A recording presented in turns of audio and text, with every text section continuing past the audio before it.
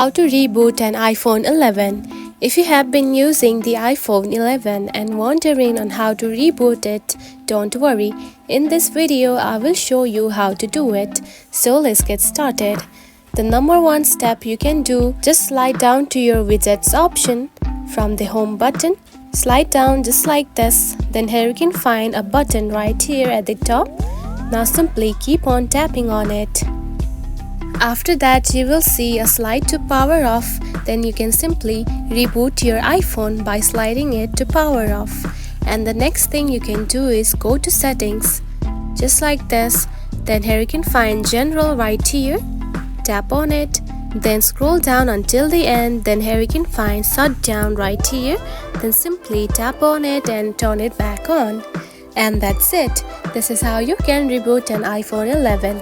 If you found this video helpful, don't forget to like and subscribe for more tips. Thanks for watching.